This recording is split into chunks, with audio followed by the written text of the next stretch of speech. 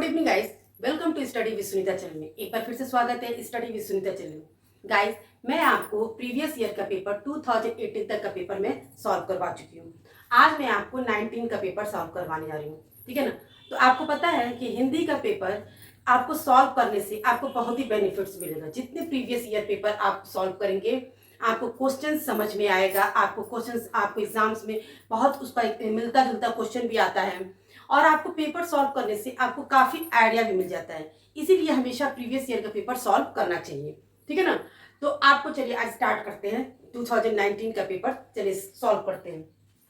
देखिए क्वेश्चन है, प्रयोजन का समानार्थी शब्द नहीं है। आपको पहले ही बताया गया कि समानार्थी शब्द नहीं है, यानी कि इसमें से 3 होगा और 1 नहीं होगा।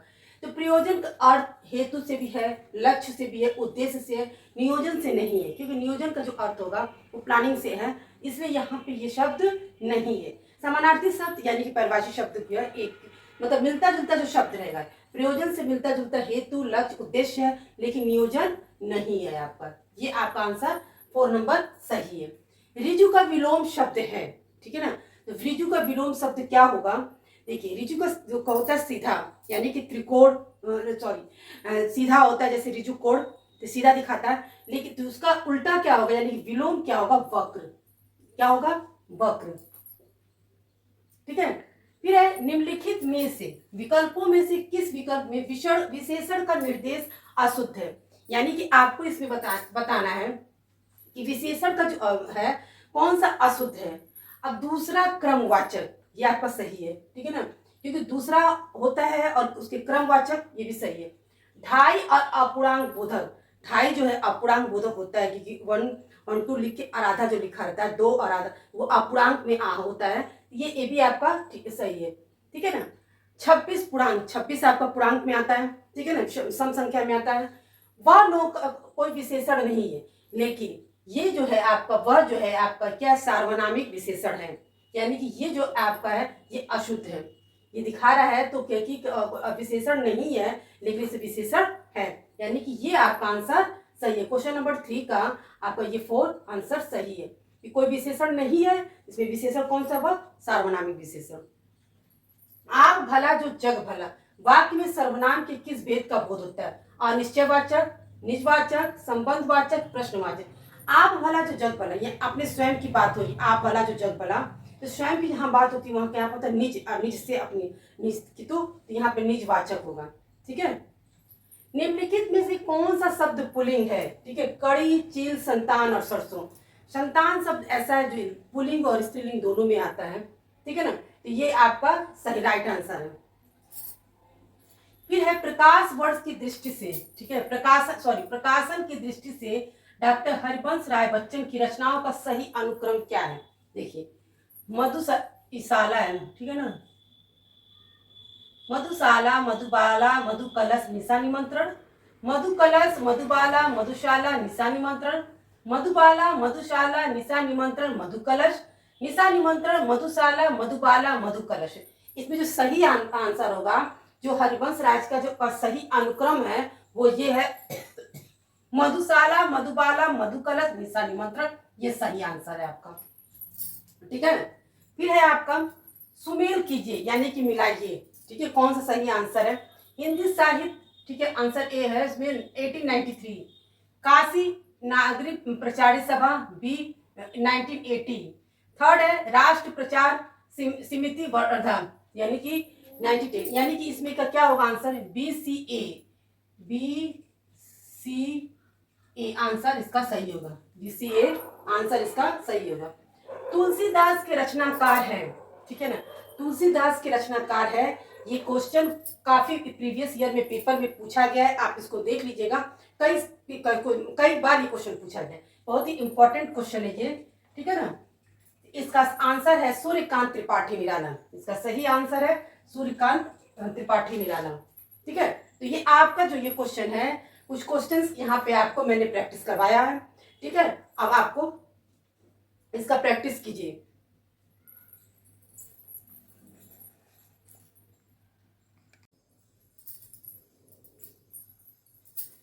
चलिए गाइस, आगे का क्वेश्चन प्रैक्टिस करते हैं, ठीक है ना।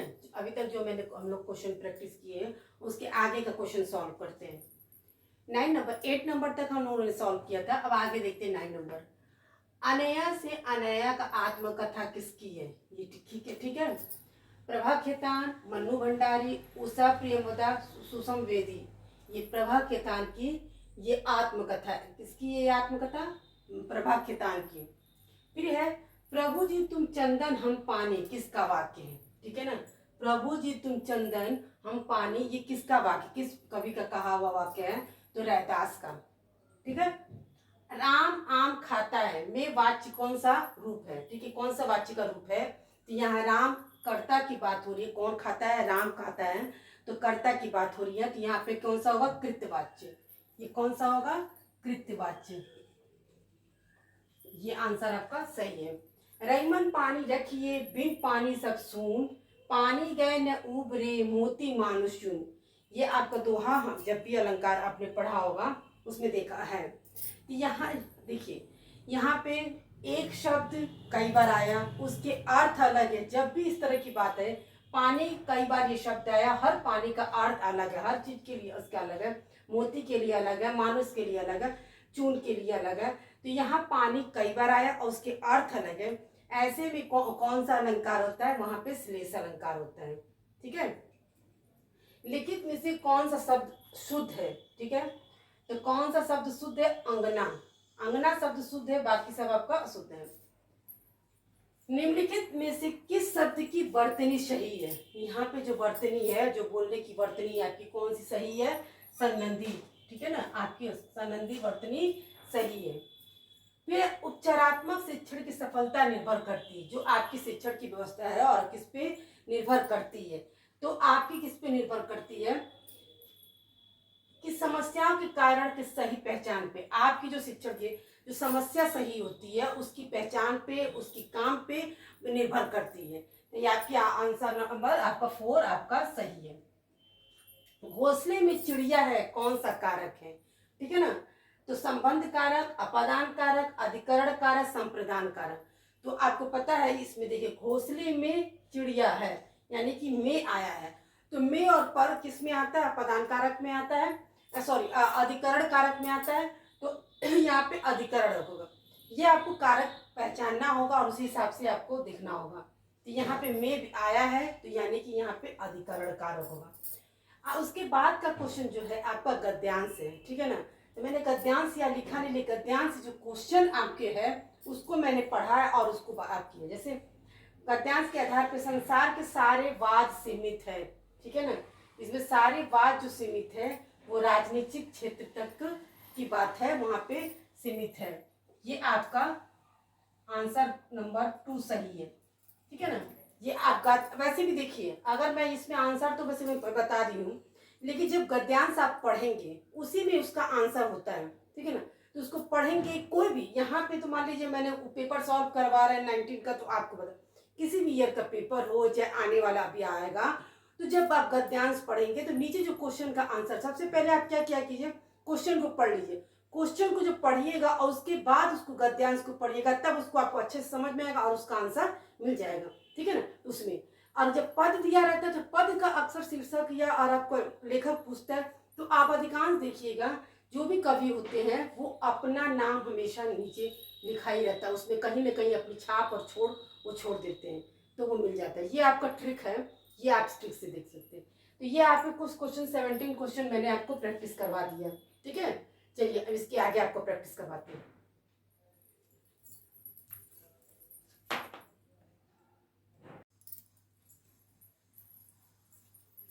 गाइस, मैंने अभी तक आपको 17 तक का क्वेश्चन प्रैक्टिस करवा दिया और आपको समझाया भी है। ठीक है ना, और सॉल्व करवाया। लेकिन मैंने आपको 19 से एक क्वेश्चन जो मैंने छोड़ा है, देखिए मैंने आपको अभी बताया कि गद्यांश मैंने यहाँ लिखा नहीं क्योंकि जगह नहीं है, और गद्यांश और पद्यांश, ठीक है, ये आपका मैं आंसर यहाँ तो उस क्वेश्चन के हिसाब से बताई हूँ।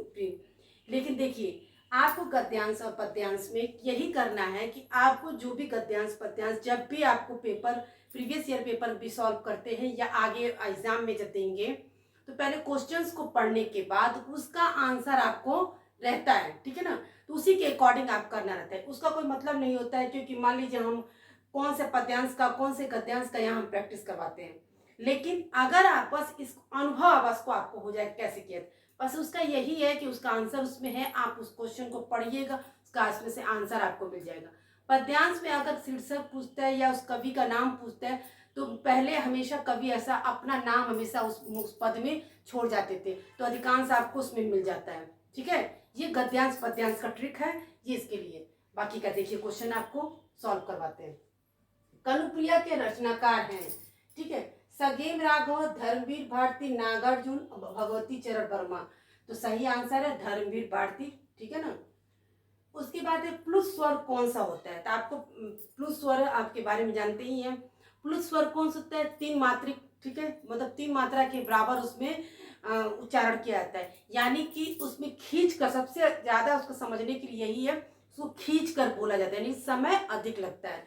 तो इसमें से कौन सा ऐसा है जिसमें समय अधिक लगने वाला है, ओम, यानी कि पहला नंबर का क्वेश्चन आपका आंसर सही है। निम्नलिखित में कौन सा शब्द तद्भव है, यानी कि बाकी आपका ये तीन तत्सम है, ये आपका तद्भव है। ये खेत क्षेत्र का ये खेत जो है ये तद्भव है, बाकी आपका ये तत्सम है। तो आपको पता है कि तत्सम जो शब्द होते हैं संस्कृत के शब्द होते हैं, और तद्भव जो है उसी के हिंदी शब्द होते हैं। ठीक है ना।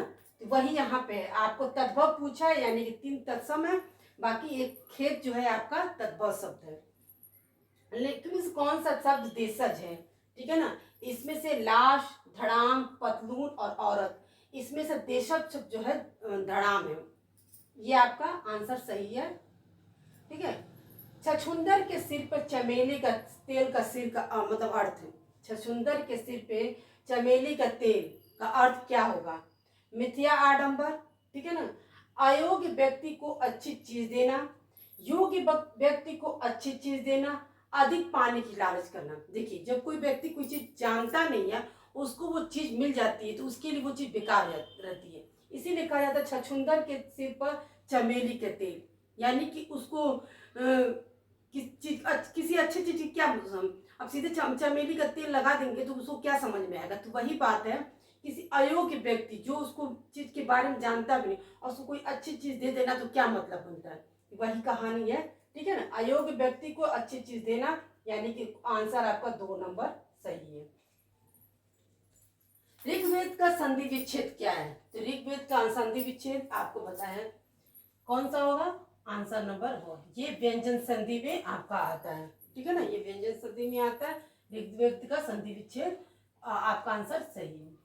आप विधि शब्द में समास है, ठीक है ना, तो कौन सा समास है, द्वंद्व समास, कर्मधारय समास, तत्पुरुष समास, द्विगु समास। जब एक एक समास आप पढ़े रहेंगे और आपको पता रहेगा तो आप कर सकते हैं। तो यहाँ पे आप बीती आपने बीती की बात है, ठीक है ना, तो अपने लिए बीती की बात है। यहाँ पे क्या है आपका कारक चिन्ह लोप है, तो कारक चिन्ह लोप किसमें होता है, तत्पुरुष समास में, ठीक है ना, तो वहां पे तो यही होगा। ठीक है, आपको पता ही है द्वंद्व समास एक दूसरे के पूरक, यानी कि विलोम, कर्मधारय विशेषण विशेष्य की बात, द्विगु समास में संख्यावाचक की बात। तो तत्पुरुष समास में क्या होता है, जिसमें कारक चिन्ह जो होता है, जो उसमें विभक्ति होती है वो लोप होता है। ठीक है ना, तो यहाँ पे क्या आपके लिए बीती, अपने पर बीती, इस तरह का जो होगा वो विभक्ति होगी, जो लुप्त होगा वो क्या होगा यहाँ पे तत्पुरुष समास। इस पद्यांश, ठीक है, यहाँ पे भी देखिए वही बात आ गई, यहाँ मैंने पद्यांश लिखा नहीं है, पद्यांश का जो क्वेश्चन का मैंने आंसर आपको बताया है, आपको ये उसके अकॉर्डिंग तो बता दिया, लेकिन आप कहीं भी पद्यांश हो उसको ऐसे ही आप पढ़ के इसको करना है। कौन सा रस पूछा है, जब पढ़िएगा तो यहाँ वहां पे उस रस की पता चलेगी, उस पद्यांश के अकॉर्डिंग आपके यहाँ वात्सल्य रस है। ठीक है ना। अब किस कवि का है, तो मैंने बताया कि जब भी आप पद्यांश पढ़िएगा तो हमेशा वो कवि अपना नाम छोड़, उसी तरह उस पद्यांश में तुलसीदास जी ने अपना नाम नीचे बताया है, तो उसी से आपको क्या हो जाएगा, इस पद्यांश किस पद का है, कवि का है, तुलसीदास का है। उच्चारण स्थान की दृष्टि से कौन सा विकल्प शुद्ध है, ठीक है, उच्चारण के स्थान की दृष्टि से कौन सा विकल्प शुद्ध है, स दंत, श मूर्धन्य, श तालव्य और च कंठ, यानी कि स जो है वो दंत होता है, ये आपका विकल्प शुद्ध है। ठीक है ना। ये आपके कितने क्वेश्चन आपको 20। अभी मैं आपको 2 क्वेश्चन का और प्रैक्टिस करवाती हूँ, ठीक है।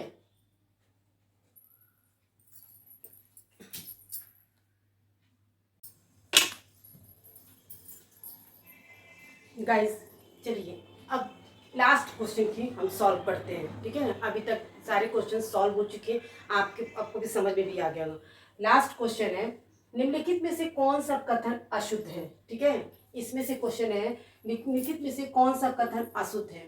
हिंदी में अज्ञ का उच्चारण परंपरा से भिन्न, ठीक है।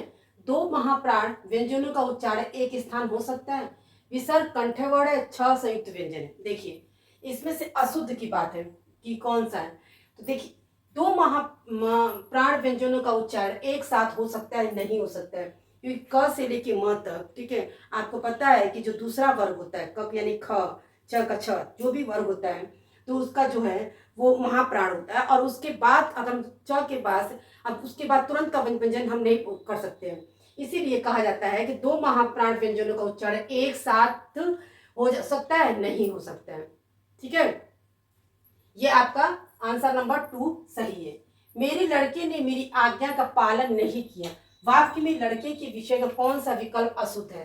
कर्ता है, पुल्लिंग है, एक वचन है, बहुवचन है। देखिए मेरे लड़के तो यह कर्ता सही है, और यहाँ कौन सी बात हो रही है, अशुद्ध की बात। पुल्लिंग की बात तो भाई पुल्लिंग है ही।